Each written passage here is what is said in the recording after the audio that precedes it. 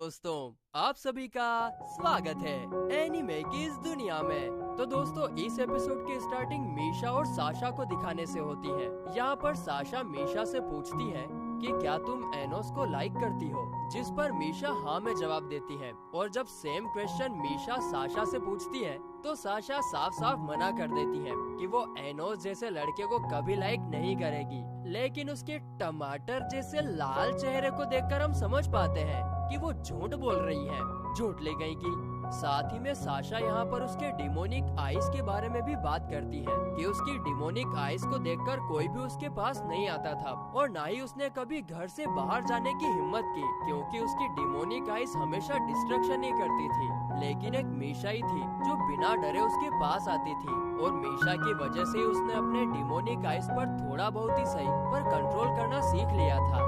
इसके बाद scene shift होता है और हम एनोस और मीशा को क्लास में बैठे हुए देखते हैं। उनकी बातों से हमें पता चलता है कि अगले दिन साशा का बर्थडे है और मीशा उसे गिफ्ट देने के बारे में सोच रही है। तभी साशा उनके पास आकर बैठती है और फिर थोड़ी देर बाद टीचर अनाउंस करती है कि आज क्लास में डीमन किंग के 7वें वंशज आने वाले हैं, तुम्हें मैजिक स्पेल के बारे में लेक्चर देने के लिए। जिसे सुनकर एनोस को कुछ समझ नहीं आता तो साशा कहती है कि तुम सच में डीमन किंग बनने के लिए मिस फिट ही हो। 2000 साल पहले डीमन किंग ने अपने ब्लड से अपने साथ सबऑर्डिनेट्स को बनाया था और उन्हीं में से 7वें आज यहाँ पर आने वाले हैं, जिन्होंने इस डीमन किंग एकेडमी को भी बनाया है। जिसे सुनकर एनोस मन में कहता है कि अगर ये 2000 साल से जिंदा है तो मुझे जरूर जानता होगा। तभी टीचर एनोस को वार्न करते हुए कहती है कि मैं स्पेशली तुम्हें बोल रही हूँ कि इस बार तुम कोई बेवकूफी मत कर देना। जिस पर एनोस भी एग्री करता है, हाँ मैं कोई गलती थोड़ी करूँगा, क्या मैं चुपचाप बैठा रहूँगा। इसके बाद डीमन किंग के वंशज आइविस क्लास में एंटर होते हैं। सभी बच्चे चुपचाप हो जाते हैं क्योंकि वो एक बहुत बड़ी हस्ती है। उनके एंटर होते ही एनोस उनसे बोलता है, हे आइविस, तुमसे मिलने काफी दिन हो गए, काफी टाइम बाद मिल रहे हैं हम। जिसे सुनकर टीचर कहती है, क्या पागल लड़का है ये। वो तुरंत आइविस से माफी मांगती है और एनोस को रस्टिकेट करने के बारे में कहती है। लेकिन आइविस टीचर को रोकते हुए एनोस से पूछता है, क्या हम दोनों एक दूसरे को जानते हैं। दरअसल आइविस को 2000 साल पहले का कुछ भी याद नहीं होता सिवाय उसके मास्टर द डीमन किंग के। जिस पर एनोस कहता है कि तब तो तुम मुझे जानते ही होंगे।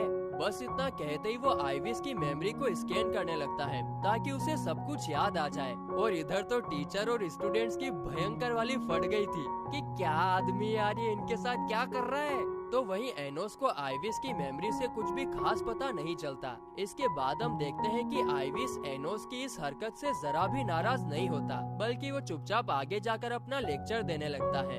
अब पूरा लेक्चर खत्म होने के बाद हम एनोस और आइविस को बात करते हुए देखते हैं। आइविस कहता है कि क्लास में जब तुमने मेरे माइंड को स्कैन किया तब मुझे लगा कि मैं 2000 साल पहले जा चुका हूँ। तुमने जब क्या किया था। जिस पर एनोस उसे मैजिक का नाम बताता है जो कि एक एंशिएंट मैजिक है और आज के समय में उस मैजिक के बारे में कुछ ही लोगों को पता है। और यहाँ पर एनोस आइविस को सीधे सीधे बता देता है कि उसका मास्टर और कोई नहीं बल्कि वो खुद है और वो जिसे अब तक अपना मास्टर मानते आ रहा था वो एक फेक डीमन किंग है, जिसे 2000 साल पहले मेरे जाने के बाद किसी ने बनाया है और शायद उसी ने तुम्हारी मेमोरी के साथ भी छेड़खानी करी है। अब इस बात पर आइविस ज्यादा कुछ नहीं कह पाता क्योंकि उसे कुछ भी याद नहीं होता और इसीलिए वो चुपचाप वहाँ से चला जाता है। अब सीन शिफ्ट होता है एक कंपटीशन एग्जाम की तरफ। यहाँ पर सारी टीम को ओल्ड कैसल में जाकर वेपन्स, एंशिएंट आइटम जो कुछ भी मिले उसे कलेक्ट करना है। ये सब कलेक्ट करने से उनको पॉइंट्स मिलेंगे और अंत में जिसके पास सबसे ज्यादा पॉइंट्स होंगे उसे ही विजेता माना जाएगा। अब ये सुनते ही सारे स्टूडेंट्स तुरंत महल के अंदर जाने लगते हैं, लेकिन अपनी टीम अभी भी आराम से बाहर खड़ी थी। साशा बोलती है कि क्या हो गया, जल्दी चलो, हमको जीतना है। एनोस दोनों लड़कियों से कहता है कि शांत रहो, हमें कैसल के सबसे निचले हिस्से में जाकर वहाँ पर रखी छड़ी को लेना चाहिए। उससे हमें इतने पॉइंट्स मिलेंगे कि और कोई आइटम कलेक्ट करने की जरूरत ही नहीं पड़ेगी। जिस पर साशा कहती है कि वो छड़ी काफी ज्यादा नीचे छुपा कर रखी हुई है जहाँ पर आज तक कोई टीचर तक नहीं जा पाया, हम वहाँ पर कैसे जाएंगे। एनोस मन में कहता है, अबे बुड़बक, और वो उनको कोई जवाब नहीं देता और आगे जाने लगता है। तभी मीशा पूछती है कि तुम्हें कैसे पता कि वो छड़ी हमें नीचे मिल ही जाएगी। जिस पर एनोस कहता है ये कैसल ही मेरा है, मुझे सब कुछ पता है। इसके बाद चलते चलते साशा आगे निकल जाती है और तब एनोस मीशा से कहता है कि नीचे ट्रेजर रूम में तुम्हें जरूर कोई काम की चीज मिल जाएगी जिसे तुम साशा को गिफ्ट दे सकती हो, और मैं तुम्हारे लिए भी कोई चीज ले लूंगा। वैसे तुम्हारा बर्थडे कब है? जिस पर मीशा कहती है कल, यानी कि वो और साशा ट्विंस है। लेकिन मीशा को कोई गिफ्ट नहीं चाहिए होता है, वो बस साशा को गिफ्ट देकर खुश करना चाहती है। अब आगे चलते चलते वे लोग एक दीवार के पास पहुंचते हैं जहां से आगे जाने का कोई रास्ता नहीं होता। यहाँ पर साशा अपनी डिमोनिक आइज का यूज करती है ताकि अगर कोई सीक्रेट पैसेज हो तो उसका पता चल सके, लेकिन ऐसा कोई सीक्रेट पैसेज वहाँ पर नहीं होता। जिसके बाद एनोस बोलता है, ए छोरी, ये कैसल मेरा है, मुझे पता है कि क्या करना है। और वो एक दीवार को तोड़ते हुए दूसरी तरफ निकलता है और सच में वहाँ पर एक सीक्रेट पैसेज निकलता है। दीवार के दूसरी तरफ एक काफी खूबसूरत कमरा था जिसे देखकर एनोस मन में कहता है कि ये कमरा 2000 साल पहले जैसा था उससे थोड़ा अलग लग रहा है। तो वहीं उस कमरे से आगे जाने पर उन्हें वो दरवाजा भी मिल जाता है जिसके पीछे प्राचीन छड़ी रखी हुई है। उस दरवाजे को देखकर मीशा कहती है कि इस पर एंटी मैजिक स्पेल किया गया है, यानी कि इसे ताकतवर से ताकतवर स्पेल भी नहीं खोल पाएगा। जिसे सुनकर साशा भड़क जाती है कि तो फिर हम इसे खोलेंगे कैसे?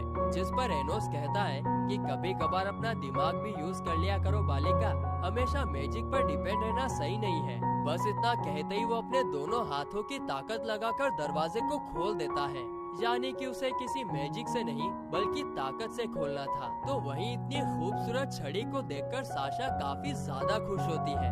दूसरी तरफ एनोस मीशा को ट्रेजर रूम में लेकर जाता है जहाँ पर काफी सारी सोने चांदी की चीजें रखी हुई थी। आगे एनोस मीशा से कहता है कि तुम्हें जो भी पसंद है तुम साशा के लिए यहाँ से ले सकती हो। जिसे सुनकर मीशा इधर उधर नजर दौड़ाती है और उसे एक रेड कलर का कोट बहुत पसंद आता है और फिर वो उसे साशा के लिए उठा लेती है और हम उसके चेहरे पर एक अजीब सी प्यारी सी हंसी साफ साफ देख पाते हैं। यहाँ पर उसकी नजर वहाँ पर रखी एक सिल्वर रिंग पर भी पड़ती है जो कि दिखने में काफी ज्यादा खूबसूरत थी।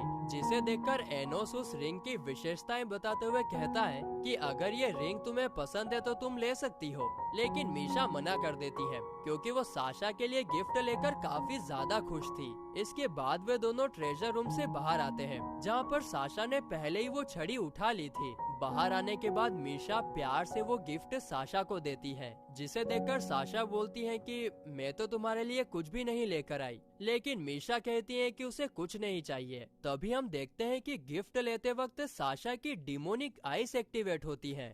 इसके बाद साशा उस गिफ्ट को ट्राई करने का डिसाइड करती है, लेकिन एनोस वहीं पर खड़ा उन दोनों को घूर रहा था। जिसे देखकर साशा एनोस को बोलती है, तुम क्या कर रहे हो प्यारे, ट्रेजर रूम में जाओ, मैं यहाँ पर चेंज कर रही हूँ। वहीं ट्रेजर रूम में वापस जाने से पहले मीशा एनोस को गिफ्ट के लिए थैंक्स बोलती है। जिसके बाद मीशा साशा को वो कोट पहनाती है और इस दौरान मीशा काफी ज्यादा स्माइल कर रही थी क्योंकि वो इस दिन का काफी टाइम से वेट कर रही थी। अब इसके कुछ टाइम बाद जब एनोस बाहर आता है तो वो देखता है कि साशा ने मीशा को चाकू मारकर जख्मी कर दिया है। जिसके बारे में पूछने पर साशा बताती है कि तुम लड़के कितने ज्यादा बेवकूफ होते हो, सिर्फ एक किस के बदले में तुमने मुझ पर यकीन कर लिया और मुझे यहाँ पर लेकर आ गए। अब इसके बदले में इस कंपटीशन एग्जाम में टॉप करूंगी। साथ ही में यहाँ पर ये भी रिवील होता है कि साशा अगर अपनी लाइफ में किसी से सबसे ज्यादा हेट करती है तो वो मीशा है, और अब तक जो वो मीशा के साथ अच्छा बर्ताव कर रही थी वो सब कुछ एक नाटक था ताकि वो एनोस के साथ मिलकर यहाँ तक पहुँच सके और छड़ी को पा सके। और इसके बाद वो मीशा को भी काफी भला बुरा कहती है और फिर वो मीशा पर कंडीशनर मैजिक का यूज करती है, जिसमें अगर एनोस साशा पर अटैक करता है तो मीशा और ज्यादा जख्मी हो जाएगी। और ये सब सही करने में एनोस को कम से कम 30 सेकंड का समय तो लगेगा ही सही, और इतने में तो साशा छड़ी लेकर भाग जाएगी। लेकिन यहाँ पर जैसी साशा भागने लगती है एनोस उसे पकड़ लेता है और मीशा का घाव भी अपने आप हील हो जाता है। साशा बोलती है ये सब कैसे हो सकता है, तो एनोस रिवील करता है जैसे ही मैं ट्रेजर रूम से बाहर आया और मैंने मीशा को घायल देखा, उसी वक्त मैंने उसको हील कर दिया था। उसके बाद मैंने एक इल्यूजन क्रिएट किया जिससे तुम्हें लगे कि घाव अभी भी वहीं पर है। मुझे तो तुम्हारी सच्चाई उसी वक्त पता चल गई थी जब मीशा ने तुमको गिफ्ट दिया और उस वक्त तुम्हारी डिमोनिक आइस एक्टिवेट हो गई थी। अब इतना सब होने के बाद साशा को काफी ज्यादा गुस्सा आता है और वो अपनी डिमोनिक आइस का यूज करके डिस्ट्रक्शन करने की कोशिश करती है, लेकिन एनोस अपनी डिमोनिक आइस का यूज करके साशा को फ्रीज कर देता है और वो उसे खत्म करने ही वाला था कि तभी मीशा उठकर उसे रोक देती है, क्योंकि भले ही साशा उसे अपनी बहन ना मानती हो, उससे हेट करती हो, लेकिन मीशा तो उसको अपनी बहन मानती है ना। और फिर एनोस मीशा के कहने पर साशा को छोड़ देता है और छूटते ही साशा छड़ी लेकर वहाँ से भागते हुए कहती है, मीशा तुम एक बेवकूफ लड़की हो और अपने लाइफ के आखिरी वक्त तक तुम इसे रिग्रेट करोगी। एनोस मीशा से बोलता है कि ये सब क्या चल रहा है, तो मीशा बताती है कि वो कल आधी रात को गायब हो जाएगी। मीशा नेक्रोन इस नाम की लड़की इस दुनिया में कभी एग्जिस्ट ही नहीं करती थी। और फिर गाइस, इसी सस्पेंस के साथ ये एपिसोड यहीं पर